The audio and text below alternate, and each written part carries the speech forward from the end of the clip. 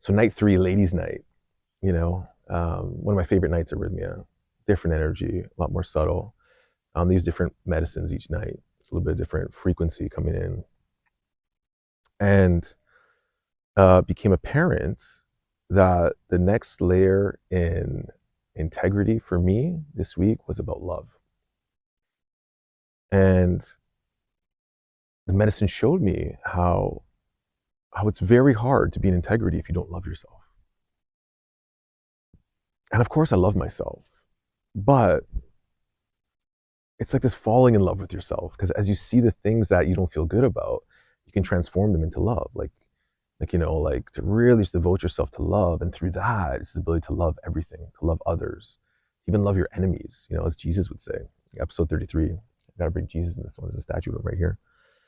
In these teachings that are so hard sometimes to conceptualize, and it was just sitting in that frequency of love and just feeling the love for my friends, my family, for rhythmia, for the ayahuasca, and just navigating through this dream-like dream. And I felt so calm, so at peace, that I didn't need nothing. I was so content. And just exploring like that feeling of love and self-love, and just seeing myself and forgiving myself. Because the pathway to self-love is forgiveness, which is another key part of integrity. Forgiving yourself for the mistakes, forgiving yourself for all the things that you did from a wounded place, from fear, and really true forgiveness, and not carrying it anymore. And that's a process in itself, of just really reflecting and seeing how, like, look, I was doing my best. I didn't know any better. And really forgiving. And Mitra was talking about after. Mitra's one of my greatest teachers as well. He's a wizard. He orchestrates a ceremony, which was a Thursday, and I'll get to that in a minute. But he shared about, forgiveness is threefold. Asking forgiveness from yourself, asking for forgiveness from others, and asking forgiveness from God, the one who sees everything you do when no one's watching, and creating that relationship with God through forgiveness, and really asking for forgiveness. Because you really got to mean it to be forgiven. You can't just say the word, please forgive me. It can start like that. Definitely can start like that.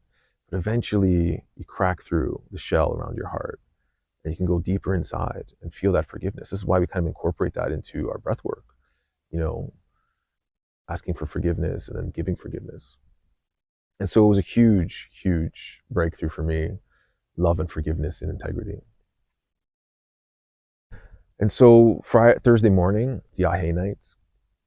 I used to hate Yahe, not hate it, but it was always a hard night. I didn't look forward to it. Very purgative, never many visions until, a year and a half ago, I started again. And I asked the Yahe if we can start from the beginning. And it gave me this really funny, amazing journey of like baby visuals and like, yeah, we're starting from the beginning. We're going to start slow. And so, I drank the first cup, went down, started feeling it, it's pretty strong. Drank the second cup, feeling amazing. No nausea, no purging. Oh, and just to backtrack a little bit in the story, I get a call in the afternoon, going to get a massage.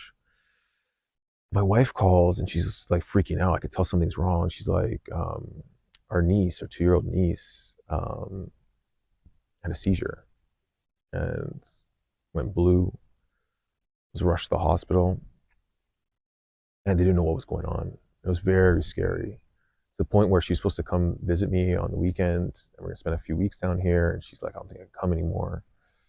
I don't know what to do. My mom's freaking out. Everyone's freaking out. I'm just like, oh my God, what is going on? So immediately I think, okay, print up a picture of her and bring it to the altar, because they can pray for people on the altar.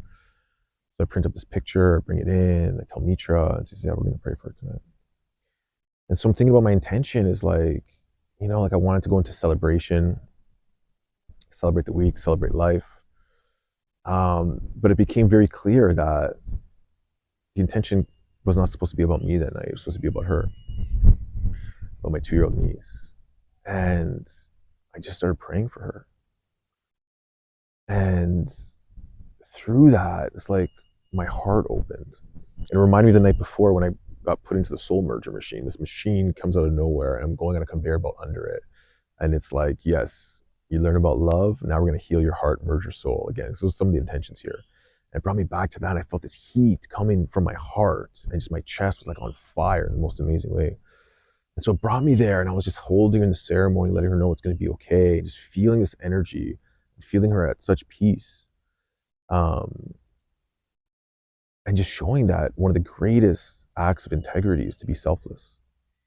Be selfless with no ulterior motive, not doing things out of charity to want to be seen or to want to get something in return. It was just like give it up of yourself, give up of your intentions, and just bring your awareness here. And it was the most rewarding, fulfilling experience to do that. And then as we're in the healing circle, and they got the wiras, the leaves, and they're shaking them, and they're chanting, and they're doing the blessing. I could just see her face, and at first she was having, it felt like she was having a dream where she was just like scared at first, and she was seeing the wiras, and they're hitting her, like just like tapping her in the healing. And I said, "Don't worry, it's okay, you're safe." And she started smiling and laughing, and it became like this joyful healing for her. And ayahuasca said she's going to be fine. She's going to be fine. I think actually now she's going to be called to the medicine. She's going to be, a little medicine girl. We'll see. But I just felt this connection, this knowing that she's going to be fine.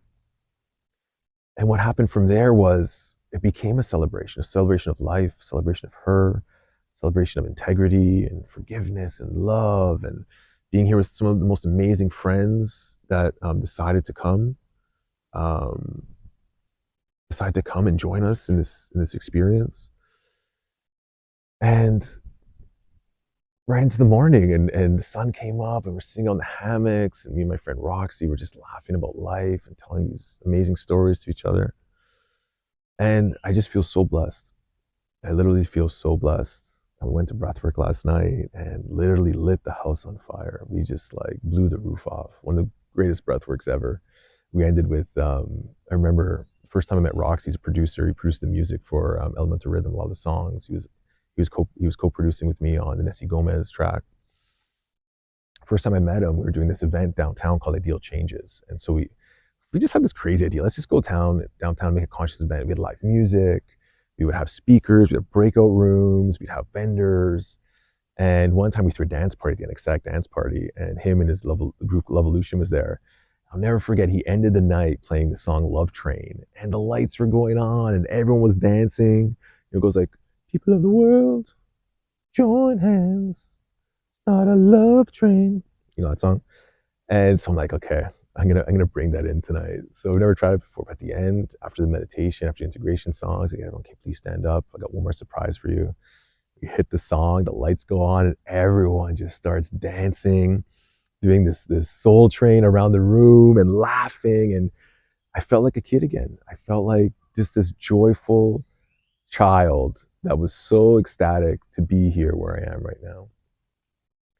And today I knew what I had to do. I had to write an email to the community elemental to let them know that we were not reopening. We had planned to do this renovation, and just like the costs weren't working out, and the investment kind of fell through. We were trying to get some investors. I was talking about this earlier in a few podcasts, and it just didn't make sense anymore. And I've been kind of like dreading to write this email.